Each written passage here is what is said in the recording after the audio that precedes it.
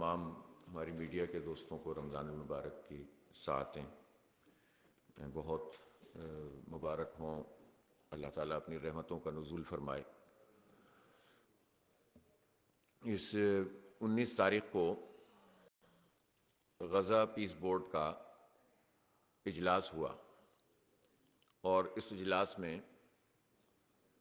وزیر اعظم صاحب تشریف لے کر گئے اور ایک مرتبہ پھر اس بات پر وہ خوشی منا رہے ہیں کہ ڈونلڈ ٹرمپ نے ان کی طرف دیکھا بھی, ان کے لیے 2-4 باتیں کیں, ان کو اور فیلڈ مارشل صاحب کی تحسین کی, اور وہ یہ سمجھ رہے ہیں کہ اس کے نتیجے میں ان کو بہت بڑی کامیابی مل گئی ہے. پہلی بات تو یہ ہے کہ پاکستان کا غزہ پیس بورڈ میں شرکت کرنا کس لحاظ سے درست ہو سکتا ہے جبکہ انہوں نے اس پر نہ پارلیمنٹ میں مشورہ کیا, نہ اسٹیک ہولڈر سے بات کی, نہ کابینہ میں مشورہ کیا, بلکہ از خود یہ فیصلہ کر لیا کہ ہمیں اس پیس بورڈ میں جو ہے وہ جانا چاہیے. اور وہاں جو پیس بورڈ ہے وہ کیا ہے؟ وہ تو ڈونلڈ ٹرمپ کا بنایا ہوا ایک بورڈ ہے جو خود اس نے ایک مرتبہ یہ بیان دیا تھا کہ یہ یو این او کو ریپلیس کرے گا, بلکہ اس تقریر میں بھی اس نے یہ بات کہی کہ یو این او چونکہ اپنا کام نہیں کر رہی ہے لہٰذا یہ پیس بورڈ جو ہے امن قائم کرے گا. اور یہ وہ ڈونلڈ ٹرمپ ہے جس نے نیتن یاہو کو وہ بم بھی فراہم کیے اور وہ ہتھیار بھی فراہم کیے جو بائیڈن نے بھی نہیں کیے تھے, جس پر نیتن یاہو نے شکریہ ادا کیا. اور ڈونلڈ ٹرمپ نے اس بات کا اعلان اس تقریب میں کیا تھا جس میں ہمارے وزیر اعظم صاحب نے سگنیچر کیے تھے اور قومی وقار کا سودا کیا تھا. تو اس میں یہ اعلان کیا تھا کہ ایسے ایسے ہتھیار استعمال کیے ہیں کہ جس کا مجھے بھی نہیں پتا تھا, اور نیتن یاہو نے ان ہتھیاروں کو بہت اچھے طریقے سے استعمال کیا. اور وہ اچھا طریقہ کیا تھا کہ اس میں وہ ہتھیار شامل تھے, وہ بم شامل تھے کہ جب وہ گریں تو 3500 ڈگری سینٹی گریڈ اس کی جو ٹیمپریچر تھا, اس کی ہیٹ بنی, اور ہیٹ سے انسانوں کے جو اعضا تھے وہ ایواپوریٹ ہو گئے, فضا میں تحلیل ہو گئے. بہت ساری لاشیں ان کی باقیات تک نہیں ملی ہیں. جو فاسفورس بم پھینکے انہوں نے, اس سے تو جل جاتے تھے, راکھ بن جاتے تھے انسانی جسم اور خیمے, لیکن اس تھرمل بم سے تو آپ اندازہ لگائیں کہ لاشیں کیا وہ فضا میں تحلیل ہو گیا. اور اس کو ڈونلڈ ٹرمپ اس تقریب میں کہہ رہا تھا کہ اس نے بہترین استعمال کیا ہے, اور وہاں پر شہباز شریف صاحب سلوٹ کرتے ہوئے ڈونلڈ ٹرمپ کی امن پسندی کو وہ سگنیچر کر رہے تھے. پھر یہ کہنا کہ جناب ہم جس پیس بورڈ میں گئے ہیں اس میں اگر اسرائیل موجود بھی ہے تو کیا ہوا, اقوام متحدہ میں تو وہ موجود ہے نا. تو اقوام متحدہ میں تو جب نیتن یاہو تقریر کے لیے آتا ہے, اور خاص طور پر جب فلسطین کا کوئی معاملہ چل رہا ہوتا ہے, تو اس میں تو صرف پاکستان ہی نہیں, دنیا کے 150 کے قریب ممالک واک آؤٹ کر جاتے ہیں. تو شہباز شریف نے اس پیس بورڈ میں کوئی واک آؤٹ کیا کہ یہاں اسرائیل بیٹھا ہوا ہے؟ اس پیس بورڈ سے کیا نکلا؟ اس میں جو پریزنٹیشن دی گئی ہے, اس پریزنٹیشن میں جتنی بھی تباہی غزہ میں ہوئی ہے, جتنا قتل عام ہوا ہے, اس کا ذمہ دار حماس کو قرار دیا گیا ہے, اور ایک لفظ بھی کیا, اسرائیل کا نام بھی اس پریزنٹیشن میں موجود نہیں تھا. اور ہمارے وزیر اعظم صاحب کہتے ہیں کہ ہم فلسطین کا مقدمہ لڑ رہے ہیں اور امن چاہتے ہیں. تو اس کا مطلب تو یہ ہے کہ بالکل یک طرفہ طور پر یہ کارروائی کی گئی ہے, اور ڈونلڈ ٹرمپ یہ چاہتا ہے کہ وہ اپنے ماتحت ان سارے ملکوں کو ہانکتا چلا جائے اور اپنی مرضی سے فیصلے کرتا چلا جائے. جس کو وہ نامینیٹ کرے گا وہ آئے گا, جس کو وہ نہیں کرے گا وہ نہیں آئے گا. اور ڈونلڈ ٹرمپ کی جو جرت دیکھی ہے, وہ یہ کہتا ہے کہ کسی نے پوچھا کہ جب آپ صدر نہیں رہیں گے تو اس کا کیا بنے گا, تو وہ کہتا ہے کہ میں صدر رہوں نہ رہوں یہ چلے گا.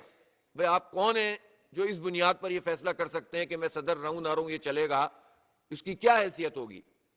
پھر یہ جو پوری تجارتی ذہنیت ہے, اور ہم جانتے ہیں کہ ڈونلڈ ٹرمپ کا داماد اور وٹکاف کا بیٹا اور اس طرح کے جس طرح ہمارے ہاں لوگ ہوتے ہیں جو پولیٹیکل لوگوں کے ساتھ مل کر اپنا سارا اپنے خاندان کا کاروبار چلا رہے ہوتے ہیں, اسی طرح وہاں بھی یہ سب چیزیں موجود ہیں. یہ جو لوگ ہیں یہ تو تاجر قسم کے لوگ ہیں, سفاک قسم کے لوگ ہیں, یہ تو انسانوں کی لاشوں پہ کاروبار کرنے والے لوگ ہیں. اور یہ جو انویسٹمنٹ وہ کروا رہا ہے, جس میں خود امریکہ کی انویسٹمنٹ کا بھی اعلان کر رہا ہے اور دیگر ملکوں کی انویسٹمنٹ کا اعلان کر رہا ہے, وہ تو ایک کاروبار ہے. پھر ایک سنجیدہ سوال اس میں یہ موجود ہے کہ آپ غزہ کے بارے میں تو یہ بات کہہ رہے ہیں کہ یہاں پر ہم پیس قائم کریں گے، لیکن آپ ویسٹ بینک کا تو نام تک نہیں لے رہے. تو فلسطین کی ریاست کا تصور صرف غزہ کے ساتھ تو نہیں ہے وابستہ. فلسطین کی ریاست کا تصور تو پورا کا پورا جو ہے وہ اس میں ویسٹ بینک شامل ہے. بلکہ ہم تو یہ کہتے ہیں کہ جتنا بھی اس وقت اسرائیل ہے وہ سب مقبوضہ فلسطین ہے.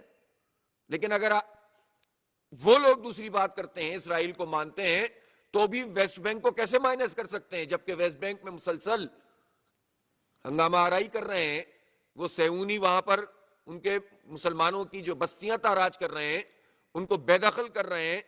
تو ایسی ساری صورتحال، اور پھر ایک لفظ بھی اس پر بات نہیں ہوئی ڈونلڈ ٹرمپ کی طرف سے کہ اسرائیل مسلسل خلاف ورزیاں کر رہا ہے جنگ بندی کی. جو 600 ٹرک امدادی جانے تھے اس میں سے صرف 45 ٹرک امداد کے ہوتے ہیں، باقی تو پھر وہ تاجروں کے رحم و کرم پہ چھوڑ دیا ہے. اسی طرح سے مسلسل حملہ کرتا رہتا ہے، وہ کئی سو لوگ شہید ہو چکے ہیں. اسی طرح وہ اپنی فوجوں کو پیچھے نہیں لے کر جا رہا ہے. تو یہ ساری جو اسرائیل خلاف ورزیاں کر رہا ہے اس پہ تو کوئی بات ہی نہیں ہو رہی. اور ایک ایسے پیس بورڈ میں جا کر صرف اس بنیاد پر کہ ڈونلڈ ٹرمپ مسکرا کر ان کی طرف دیکھ لیتے ہیں، دو چار جملے اچھال دیتے ہیں.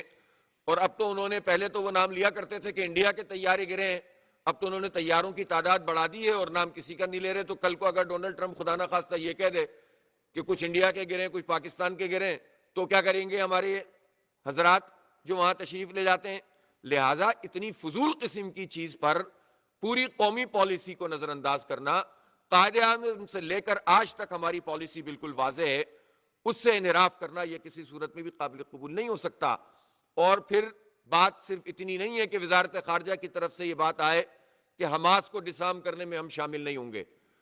کسی بھی صورت میں پاکستان کی فوج کو نہیں جانا چاہیے. غزہ میں جب فوج جائے گی تو کیا وہ اسرائیل سے لڑنے جائے گی؟ اسرائیل سے لڑنا ہوتا تو پہلے لڑتے ہیں نا، سارے مسلم ملکوں کو ملاتے، کچھ کرتے. جب ہمارے 80-90 ہزار لوگ شہید ہو رہے تھے تو جب تو ہم نے کچھ بھی نہیں کیا. اب یہ جو آپ فوج بھیجنے کی بات کر رہے ہیں، یہ تو در حقیقت غزہ میں جو انٹرنل معاملات جو وہاں کی پولیس کو سنبھالنے چاہیے اور وہاں کی جو فلسطینی فورس ہے اس کو سنبھالنے چاہیے معاہدے کے مطابق، اس کے بجائے ان افواج کو استعمال کیا جائے گا. اور ڈونلڈ ٹرمپ بار بار یہ بات کہتا ہے کہ حماس کو ہم ڈسارم کریں گے. تو پھر کیسے پاکستان کی وزارت خارجہ یہ کہہ سکتی ہے کہ ہم حماس کو ڈسارم کرنے کے عمل میں شریک نہیں ہوں گے؟ آپ کس کی کمانڈ میں ہوں گے؟ وہاں فوجی کیا احتجاج کریں گے پاکستان کے ڈونلڈ ٹرمپ کے خلاف؟ آپ سے تو ایک لفظ نکلتا نہیں ہے. نہ پاکستان کی اپوزیشن ڈونلڈ ٹرمپ اور امریکہ کے خلاف کچھ بولتی ہے، حکومت تو بولتی ہی نہیں ہے. تو جب آپ یہاں بیٹھ کر یہ کام نہیں کر سکتے تو وہ افواج جن کو ان کی کمانڈ میں دیا جائے گا وہ کیسے جو ہے وہ اسرائیل کے خلاف اور امریکہ کے خلاف بات کر سکتے ہیں یا خلاف ورزی کر سکتے ہیں؟ ان سوالوں کا کوئی جواب پاکستان کی گورنمنٹ کے پاس نہیں ہے.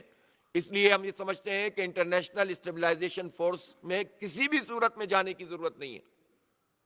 اور یہ پاکستان کے لیے، پاکستان کی افواج کے لیے، پاکستان کے 25 کروڑ لوگوں کے لیے یہ ناقابل قبول بات ہے. یہ ہماری پالیسی سے انحراف ہے. یہ اسرائیل اور امریکہ کو سپورٹ کرنا ہے، یہ فلسطینیوں کو سپورٹ کرنا نہیں ہے.